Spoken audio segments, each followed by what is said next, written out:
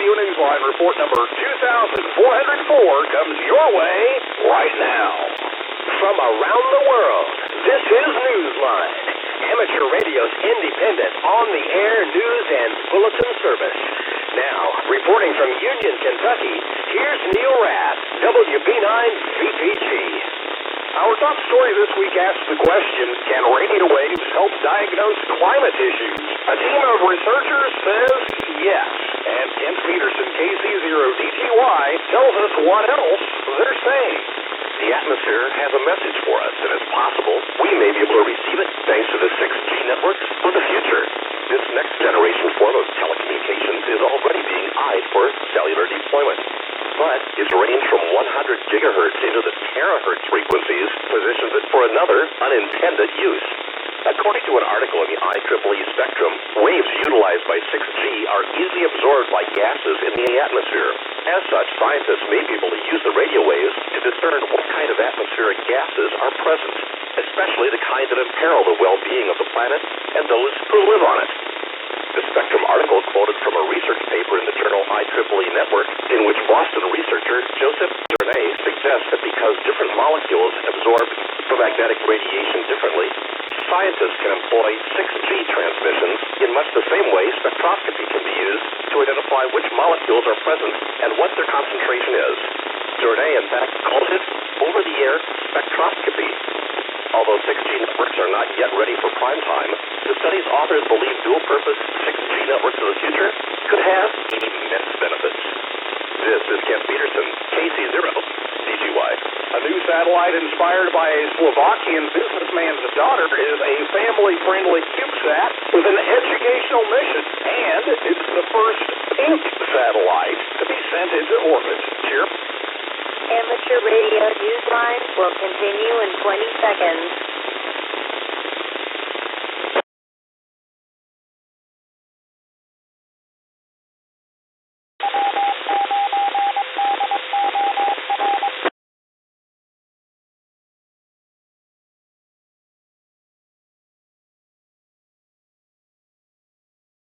G4NGH introduces us.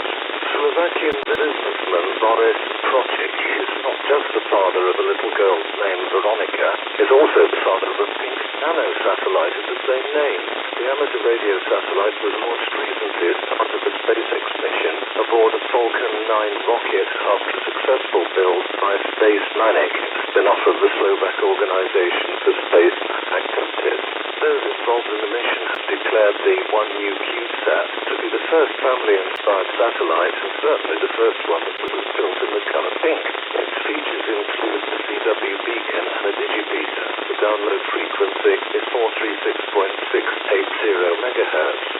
Amateur Radio Club OM3KSI is operating the satellite and assisting with its various goals, which include getting grammar and high school students involved in receiving its transmissions, which will include special messages in CW and AX25 packet radio. The Prague Observatory and Planetarium Planetum will also share the educational use of the little satellite. This is Jeremy Bucci for NJH. A Chicago area broadcast veteran and an active radio amateur has become a silent E. We hear about him from Andy Morrison, K9AWM. Warren Brand, K9KEJ, didn't just use radio as a licensed amateur. Listeners in the Chicago area knew him as Mike Jackson, an outspoken outdoorsman who hosted a radio program and wrote a column for more than 2 decades for the Daily Arrl. He also spent a half-century working in radio and TV. According to his page on QRZ.com, his love of radio began with ham radio in the 1950s when he was growing up in Chicago. As a radio professional, he hosted a conservative-leaning radio talk show that was broadcast at WCGO AM and live-streamed on the station's webpage, as well as his own personal Mike Jackson webpage. An accomplished fisherman, he was inducted into the Freshwater Fishing Hall of Fame in 2011 as a legendary communicator. Warren Brand died on Wednesday, November 15th, at the age of 79. This is Andy Morrison, K9AWM. There's nothing like planning ahead, and on one Pennsylvania University campus, the Ham Radio Club is planned well for the next Amateur radio newsline will continue in 20 seconds.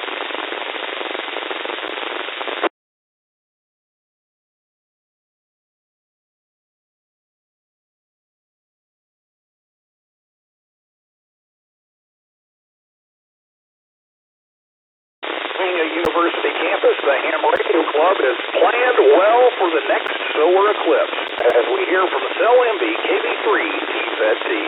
The amateur radio station at the University of Scranton has a new shack that will feature a panoramic look of the Pennsylvania city whose name the school carries. But the best, most crowd-pleasing view will come not from looking out the floor-to-ceiling windows, but rather the new 40-foot tower and HF multiband antenna installed there earlier this month on the campus. Amateur station W9DOR will be ready to get on the air, and even more importantly, will be working to provide a unique view of its own in April when the sun enters a total eclipse over North America. Campus Hams will be participating in the work of HAMSCI, the citizen science research organization that has been assisting NASA studies of how solar eclipses, such as the annular eclipse in October, affect the ionosphere and radio propagation. The installation was funded with the help of private donations and an amateur radio digital communications grant earlier this year of almost $200,000 provided to physics and electrical engineering professor Nathaniel Bristol, W9DOR, the creator of HAMSCI. Of course, the collegiate amateurs will be keeping a close eye on terrestrial goings-on as well. The station also has VHF, UHF, satellite, and microwave capability and can be part of the local emergency response network as well. Nathaniel, the club's advisor, has already helped many of the students receive the necessary emergency response training with the Luzerne County Emergency Communication Agency. This is LMB KB3 TZD. The Ham Radio Workbench podcast is fast approaching its 200th show, and it's going to celebrate on December 3rd with a big Arrl blow-up. No, I think you just mispronounced another really large word. That's what the organizers are calling the event. It's short for Ham Radio Workbenches on the Air. The hosts are marking the occasion with a 4-hour activation on HF, DMR, and All-Star that allows listeners to make contacts with each of the presenters and to score points. Listening between 1800 UTC and 2200 UTC, no one's looking to make this difficult. If you work at least 2 hosts, you get a certificate of participation. There are bigger certificates too. See details on the website hrwbota.com. Imagine being missing from your family for 24 years. An alert amateur radio operator in Amateur radio newsline will continue in 20 seconds.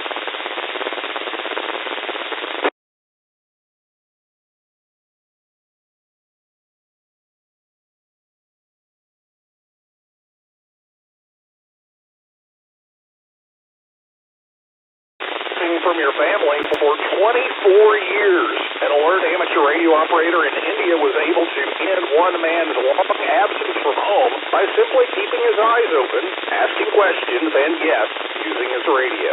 We hear the details from Jim Meechan, ZL2 BHF.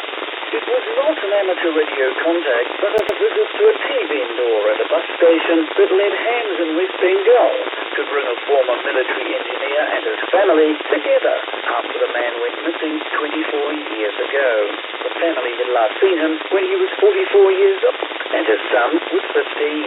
According to news reports, the father disappeared while en route home to Uttar Pradesh from a military camp in Assam, where he had been posted with the military's Engineering Services Department.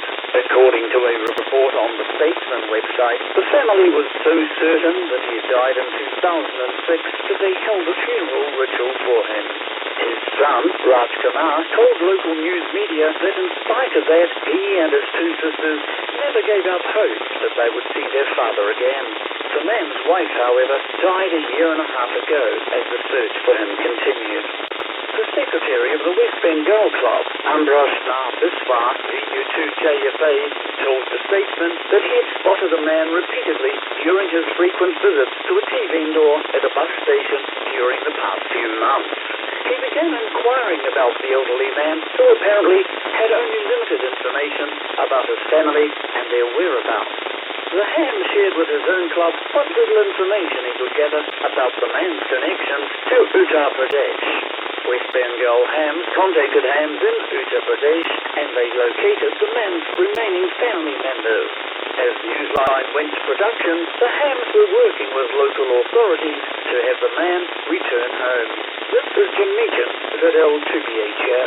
Time for you to identify your station. We are the Amateur Radio Newsline, heard on bulletin stations around the world, including D-Star Reflector 91C at 7:30 p.m. Melbourne, Australian time on Wednesdays, or 0830 UTC.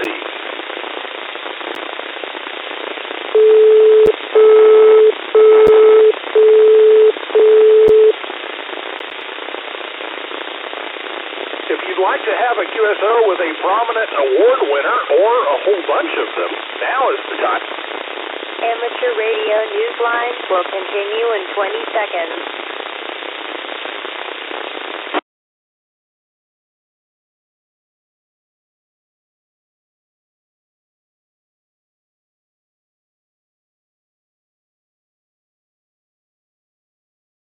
QSO with a prominent award winner or a whole bunch of them. Now is the time to fire up your rig as we hear from Jason Daniels, VK2LAW. The name D.T. Krinkle, Ernest Theodorovich Krinkle, is well known for his wide range of contributions to amateur radio, including his notable Arctic and Antarctic expeditions. The HF spectrum was his well-used tool for communication, experimentation and inspiration. There are 213 recipients of the E.T. Krinkle Medal, which was created to recognise individuals, organisations and other entities whose involvement in amateur radio exemplifies the polish and devotion of Krinkle, who became a silent key in 1971. This year, on the 120th anniversary of his birth, the Krinkle Medal Committee has introduced a certificate that amateur radio stations and shortwave listeners can earn by making contact with or giving a reception report for as many medal recipients as possible worldwide. Each confirmed contact is worth 10 points and a minimum of 120 points required. A bonus of 50 points will be awarded for any shortwave or amateur radio contact with RK3F, the radio station of the Central Museum of Amateur Radio in Moscow. Points will be doubled for any contact or shortwave reception with medal recipients on Krinkle's birthday, December 24th, the official day of remembrance for Krinkle. This is Jason Daniels, VK2LAW. Congratulations to Jeff DeLusne, KB9QG, Vice President of the Northeastern Indiana Amateur Radio Association, who was awarded the ARRL Technical Services Award. The award recognizes his ongoing work with the repair and maintenance of the radios and equipment at the club, where he keeps the antennas tuned and, when needed, rebuilt. He also customizes equipment for the club's needs when necessary. In addition, Jeff is responsible for training new hams and assisting others with upgrading their licenses. He was given the award by the ARRL Central Division Director, Carl Wixelswab, K9LA. Hams throughout IARU Region 1 are setting aside a day to celebrate radio's growing accessibility for persons with disabilities. Jeremy Boots, G4NJH, tells us how to get involved. The United Nations has declared the 3rd of December to be the International Day of Persons with Disabilities. Amateur Radio Newsline will continue in 20 seconds.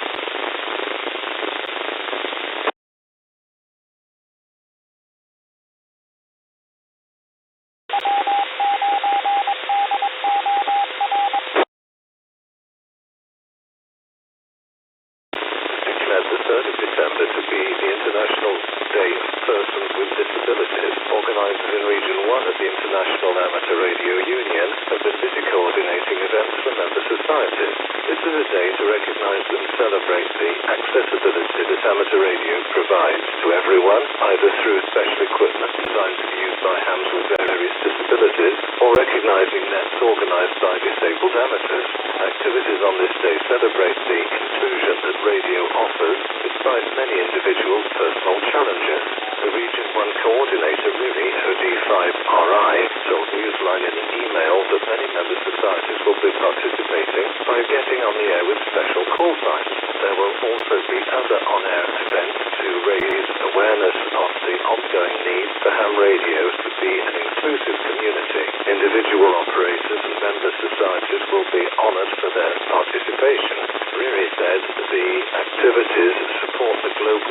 around the Sustainable Development Goals, which include the removal of inequality. This is Jeremy Group G4NJH. In the world of DX, listen for Yuri VE3DZ operating as 5B4AQW until the 28th of November. He will participate in the CQ Worldwide DXCW contest on November 25th and 26th as P3D.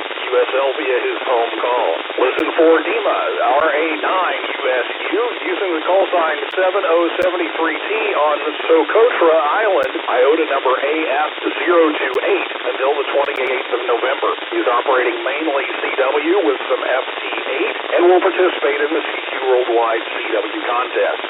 CQRZ.com for USL details. The Radio Club de Lion F8KLY will be on the air as TM1AB from the 25th of November to the 9th of December. The club is marking the 100-year anniversary of the first transatlantic amateur two-way contact between Leon Deloy, F8AB, and Fred Schnell, 1MO, on the 28th of November in 1923. For details, CQRZ.com.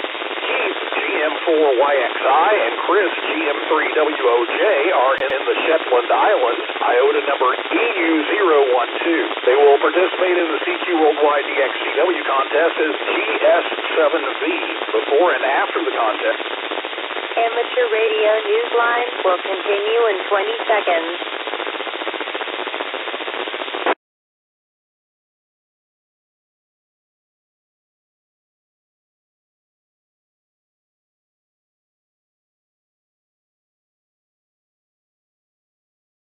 DXCW contest is GS7V.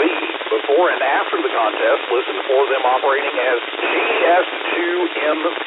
CQRZ.com for USL details. For our final story, we ask, what can you do with a can of ham? Well, you can make a sandwich for one thing, or you can make a contact on a local repeater. John Williams, VK4JJW, explains. Viewers of his YouTube channel, Ham Radio Rookie, now know that Ben Eady, VE6SFX, has become a man with a can and a plan. The can once contained ham, and the plan for the can was grand. Ben first ate the ham, washed the can, and got to his plan. He turned it into an antenna. That's right, an antenna. It was Ben's latest experiment on his channel's new feature called Will Eat Ham. The 7-minute video shows him attaching a PVC pipe, adding a few 3D printed pieces to the assembly, and putting a jumper on it to turn it into a slot antenna. After finding a likely feed point, he checks it with a nano V&A and declares it beautifully resonant on 70 centimeters and ready for a radio check on a local repeater with the help of a friend.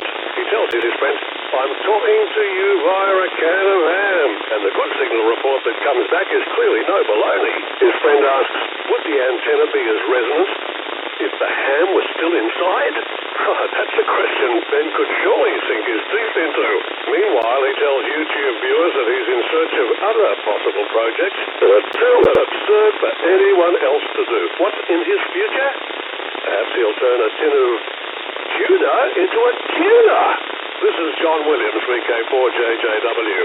If you have a piece of amateur radio news that you think Newsline would be interested in, send it on. We're not talking about advertising your club's upcoming Hamfest or field day participation, but something that is out of the ordinary. If so, send us a brief overview via the contact page at arnewsline.org. If it's newsworthy and we would like to cover it, we'll get back to you for more details. Meanwhile, if you're feeling even a little bit poetic, visit our website to learn more about the Amateur Radio Newsline Haiku Challenge. Use the entry form on our website and please follow the rules for writing your 3-line haiku, and be sure to check out our previous winners. With thanks to Amateur Radio Daily, AMSAT News Service, ARRL, Bob Josewhite. Amateur Radio Newsline will continue in 20 seconds.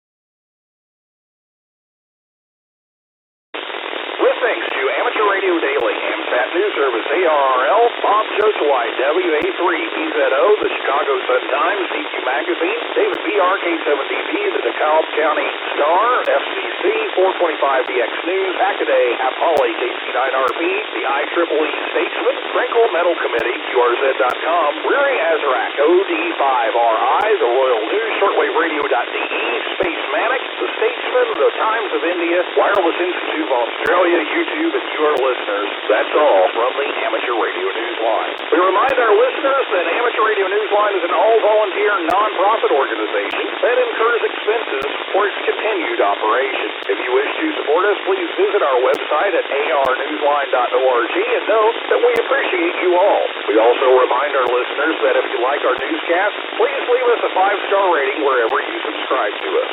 For now, with Karen Eve Murray, KDD2 GUT at the news desk in New York, and our news team worldwide, I'm Neil Rapp, W9DOR in Union, Kentucky, saying 7-3, and as always, we thank you for listening. Amateur Radio Newsline is copyright 2023, all rights reserved. This concludes Amateur Radio Newsline. The frequency is available for use.